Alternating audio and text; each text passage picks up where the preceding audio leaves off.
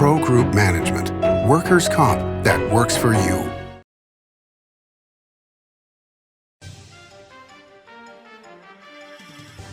Welcome to Nevada Newsmakers, coming to you from Las Vegas. On the broadcast today, the chair of the Clark County Commission, Marilyn Kirkpatrick, here for the whole show on an all-new Nevada Newsmakers. Take a look at Pro Group Management and see how your workers' comp requirements can be met head-on. By taking a proactive approach, Pro Group can assure that your company is meeting or exceeding state and federal standards. As you move forward in your industry, Pro Group moves with you, simplifying regulatory tasks, clearing the way so you can get the job done and look to your future success. Pro Group Management, workers' comp that works for you. Early in the morning or throughout the night, professional truck drivers are on the job, serving you, safely moving freight that's crucial to our economy. From the oldest industries to our newest innovators, from the exotic to the everyday, trucks are everywhere, moving everything.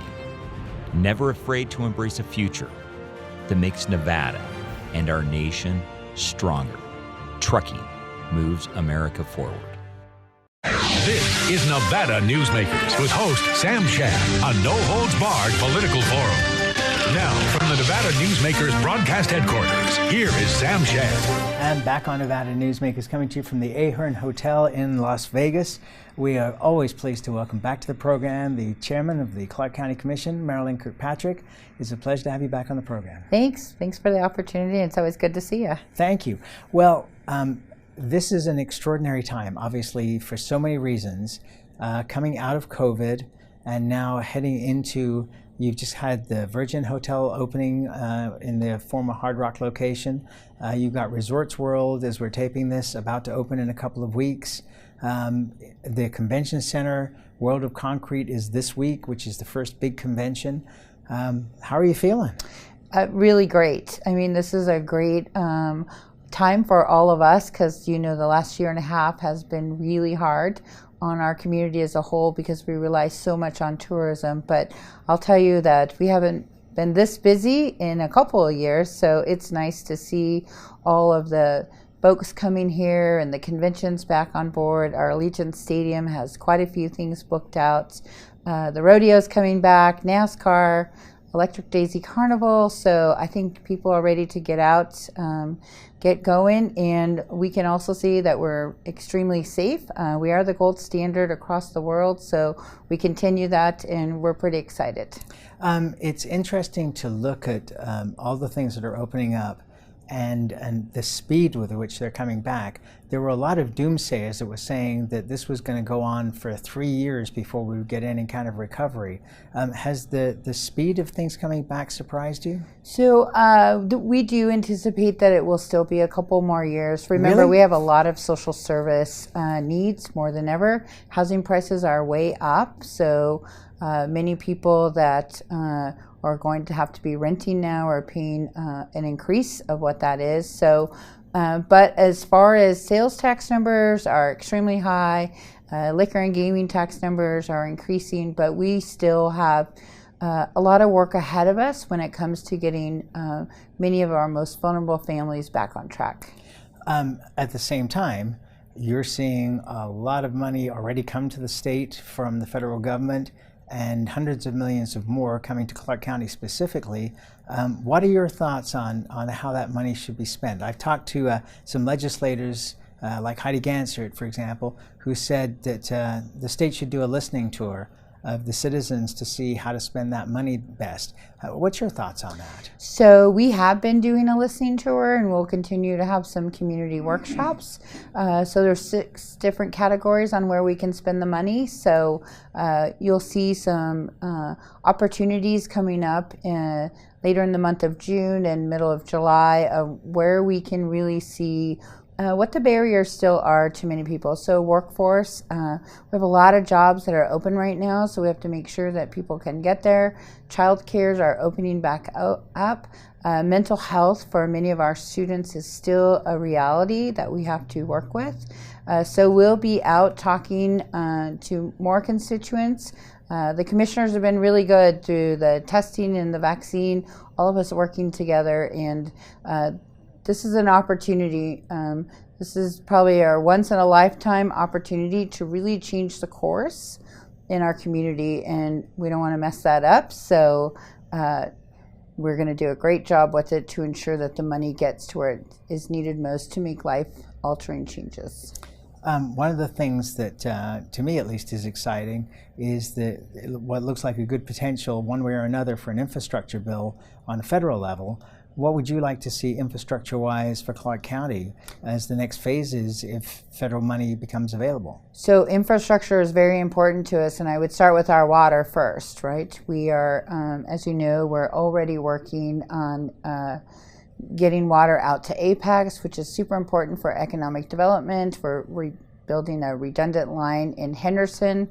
We're engineering what it could look like at Ivanpah. So water is our top priority. Two, we also have the ability to go into many of our older neighborhoods need really infrastructure, and broadband comes to mind first. So you could live in Clark County and you could live in downtown Las Vegas and still not have internet access, and so we want to make sure that that happens. And we're working across the state counties together to ensure that all folks have access to internet. Are you on board with this whole boring idea concept of the Boring Company has done their work under the convention center, and that's going to be operational this week as we're taping this. World of Concrete is in town for the first big convention to be here. Are you excited to see this spread across the valley? So we are working with the Boring Company. I'm a big public safety person, so I have to make sure that we've thought of everything. What happens worst case scenario? So we are working through all of those now. For example, what kind for of? example, there is a portion of their line that is a little over a half a mile. So, and we also know that the tunnels only fit the Tesla-sized vehicle. So in the event that there's water or there's a cave-in of some type, how do I get folks in and out? And so we're working through all of those things. What happens, who responds if there's an incident? Say there's a drunk person who doesn't want to get out of the car, what do we do? Does that stop the line? So we're just working through all of that, and pretty soon you'll see it on the county commission once all those scenarios are worked out. One of the things I found interesting was I went to the Boring Company website, and they have a map of Las Vegas and all the potential areas where their cars would go. One of the places on that map is Los Angeles. Mm-hmm. How realistic is that, say, in the next decade? Well, I think that we have a couple of things. So we have the rail system that has been working already for the last year and a half, and many of us can think back 20 years when we started talking about that. But so this is Brightline now. So this is Brightline. So we're working with that. We have a responsibility to our tourists to make sure that it's easy access to come to Las Vegas and to get back home. And so any opportunities that we can look at that will help expedite their trips makes a more pleasant visit for many of our tourists, and that's our responsibility. Okay, but have you talked to anybody from the Boring Company about the potential to expand it to LA? So we've talked to the Boring Company and Brightline as well. So this is, their first actual loop system in the entire country. So we have to take it in small steps, and it takes a while to work through that. So like I said, nothing's off the table. Anytime that we can make our trip for our constituents better. I'd like to see one to Reno, quite frankly. It'd be a lot faster to go do a day's work and come back home at night. So opportunities. That's the, and I say this in a good way, the most outrageous statement since we had Florence Lenners, a Reno City Councilwoman years ago, talking about a train going from San Francisco to Reno, but it would be through the mountains. And but sadly, that never really occurred. Well, you have to think about our international tourists. Where do they fly into, and how can they see all of Nevada in a short time frame? Listen, it drives me crazy that all over the world we have high-speed trains. In the United States, we have a total of 0, which is crazy. Someday. Cybersecurity. What are your concerns when it comes to cybersecurity when we've seen these two major incidents with the meatpacking company that lost a quarter of its output to the United States in just a couple of days? It's gotten back online, but that was a huge issue. And then the gasoline shortage on the East Coast because of a hacking attack there. People talk about critical infrastructure like power lines and water. How comfortable are you that we have the measures in place that we need to have so that we're not stuck in a 110-degree day with no electricity or something wrong with the water supply? So if you'll remember back in 2007, we worked on that legislation back then when we seen that technology was really becoming a way of life. During the pandemic, 90% of everything we did had to do with technology. So we are making sure that that infrastructure is up to par for today's needs, and we continue to invest in it. And I would bet that most of the entities across the valley and for the whole state invested their CARES One dollars to start with the digital learning and the cybersecurity.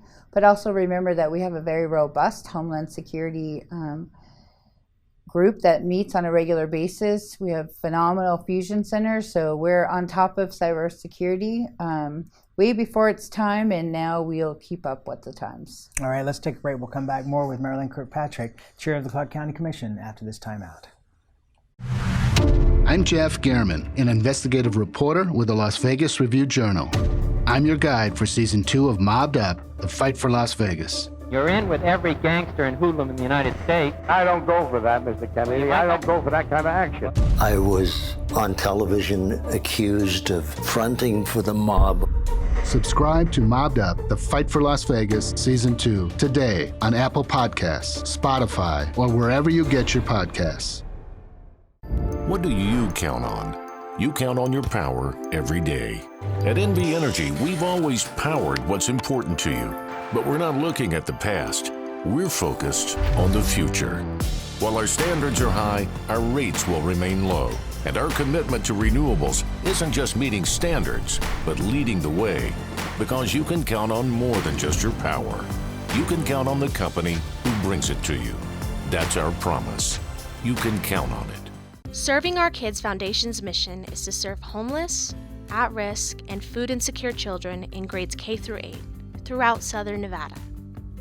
During the pandemic, Serving Our Kids has seen a 42% increase in the number of children served, providing more than 4,500 meals to kids in over 100 schools weekly. Serving Our Kids is powered by community support and volunteers. To learn how you can help, visit servingourkids.org. Welcome back to the Reno Rodeo.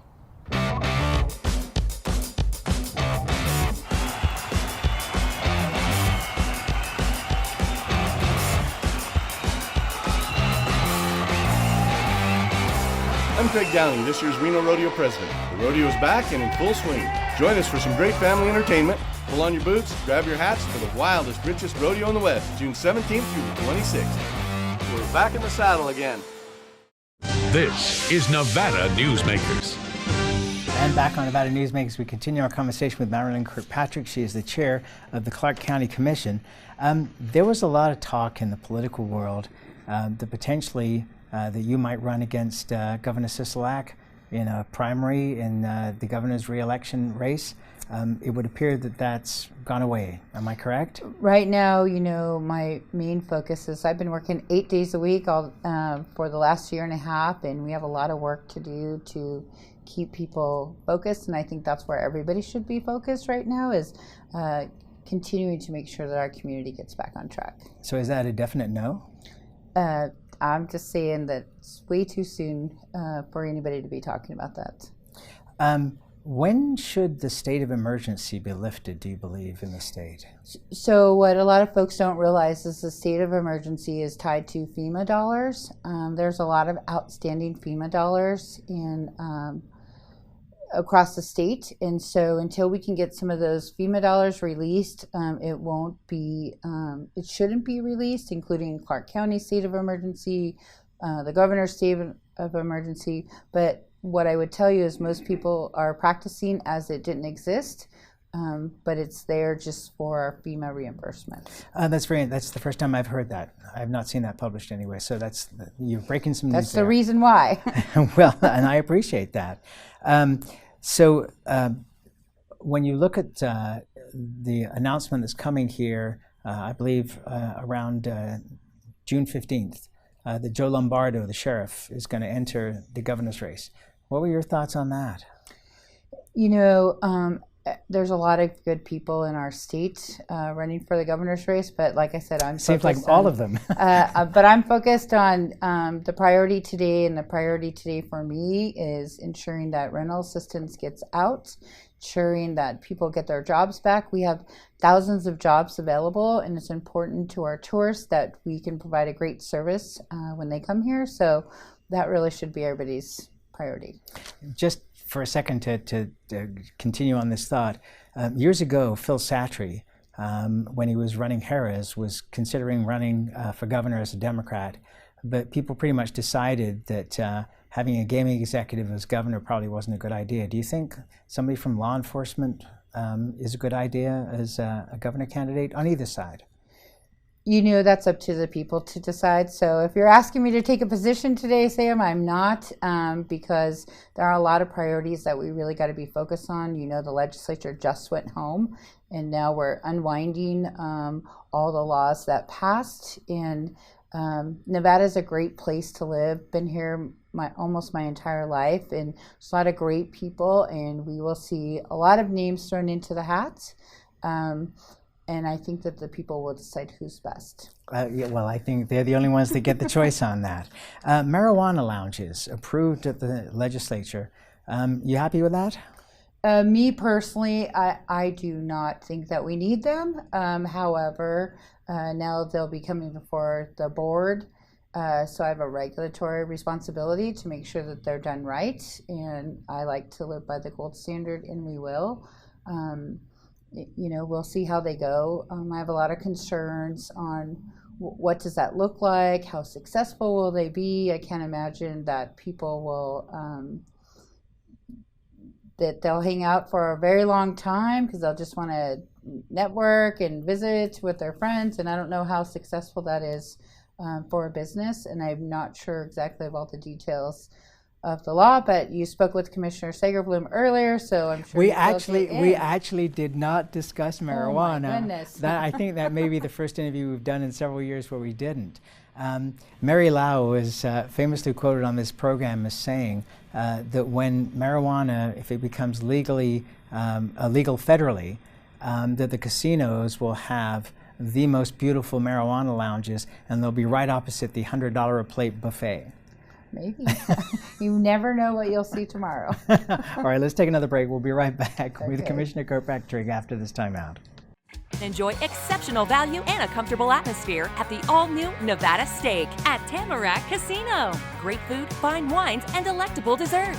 Ooh, your good times at Tamarack.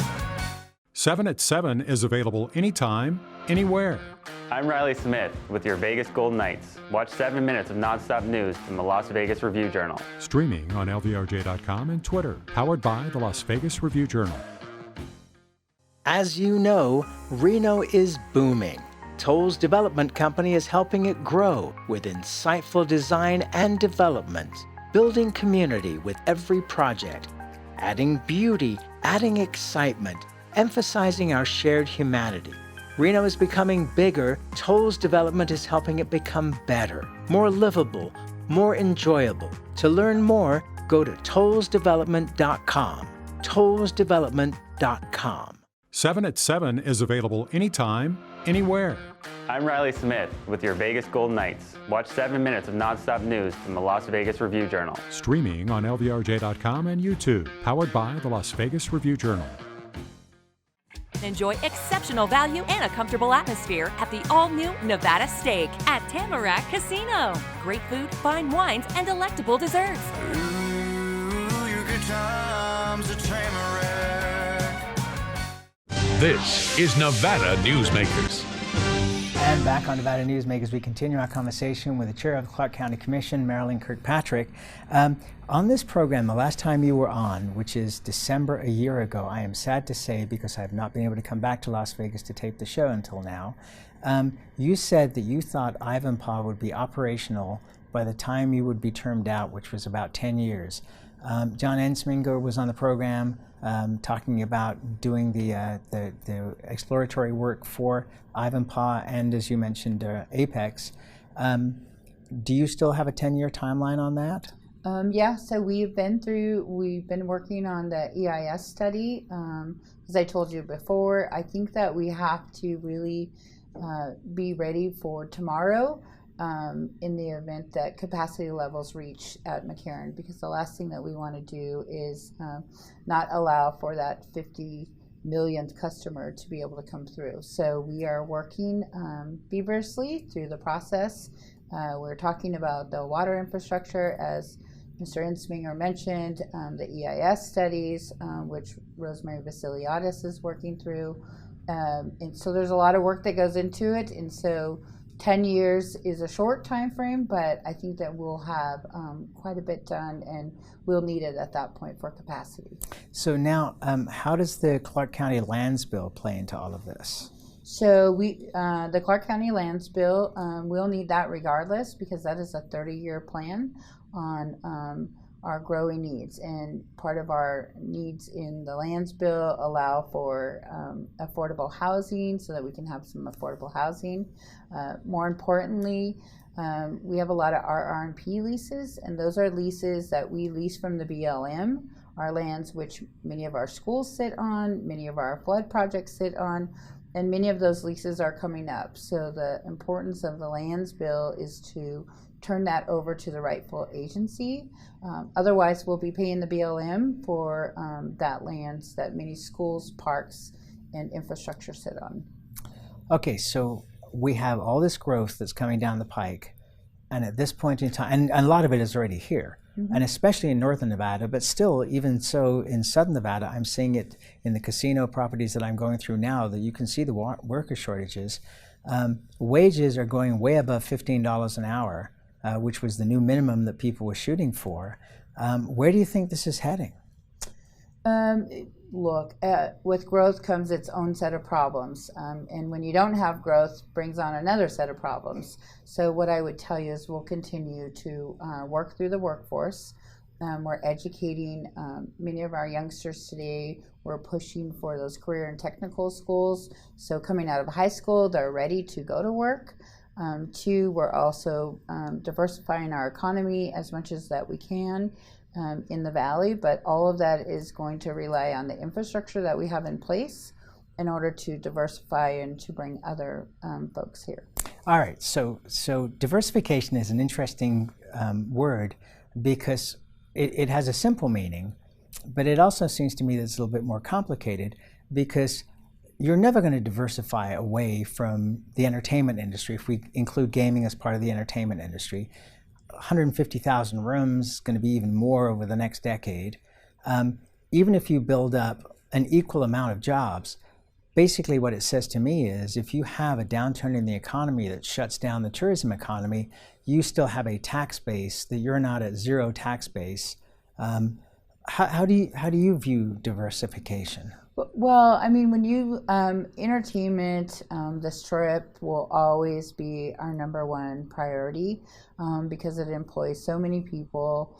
And quite frankly, gaming gives back a lot to our community, whether it be through education, whether it be through all of the nonprofits that they support. Sure, no argument there. No. So we always have to protect our #1 piece. But in today's environment, kids today want to know about technology. Everything they do has to do with their thumbs and how can they program. And so we have to be ready for that. And what we don't do a very good job is showing kids today that every single job they touch has technology.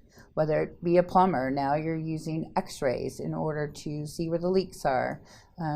Many robot machines are within those casinos. Okay, but I guess my point is that diversification really means you're creating additional jobs. You're not going to take away jobs from the entertainment industry to put people into another industry. You still need those people working in the entertainment industry. Absolutely. So basically, if you have, God forbid, a 9/11, or you have another COVID or something like that, where the entertainment industry crashes for that period of time, as you saw in Northern Nevada, the tech industry continues, and so you don't have as bad unemployment, therefore the tax base is maintained.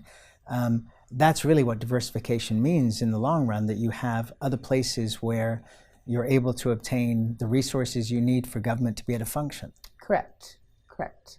But that's a lot of different things. So in today's environment, technology is a key role in every single thing that we do. Sure, absolutely. So whether it be the mechanics, you have to have technology to work on somebody's car. You have to have technology working on many of the machines, the boring machine and other machines that are right here. And so what we need to do a better job of is getting our kids career ready for that technology piece that fits in so many different facets of what we do. Logistics. Like so many things that you talk about, it's not just today, it's 20 and 30 years in the future, and that's what's important, and that's why we appreciate you, because you're very business oriented, and that's a very good thing. Thank you so much for being here. We always appreciate you taking the time. All right, thank you. And we'll be right back. Brian Kulpa Photography was born in the rolling hills of Massachusetts, and now he can help you experience the stunning beauty of Nevada in a whole new way through the power of flight. Flying has always been a passion for Brian, and at Brian Kulpa Photography, he can make your imagination soar. Brian has the creative mind and tools to tell your unique story. Experience the bird's eye view at briankulpaphotography.com.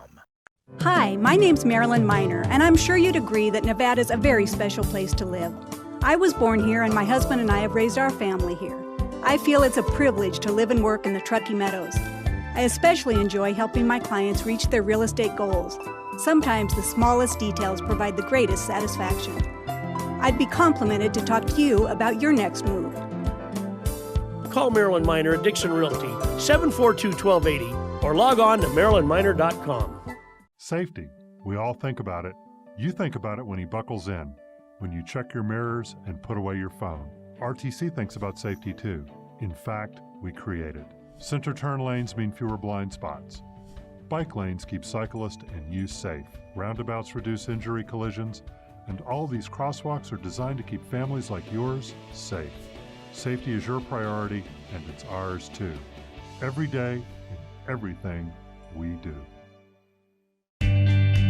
Pro Group Management is the place where companies can find workers' comp solutions that are designed to meet their specific business requirements. As regulations evolve, Pro Group takes a proactive approach to clear the path to make sure your business stays ahead of the curve. Knowing your workers' comp program is optimized, you can focus on other important matters related to your growing business. Pro Group Management, workers' comp that works for you. As always, you can watch Nevada Newsmakers 24 hours a day at nevadanewsmakers.com. You can also download podcasts of the show free of charge at iTunes or wherever you get your podcasts. Also, you can subscribe to our YouTube channel. Everywhere is Nevada Newsmakers. We'll see you on the next broadcast.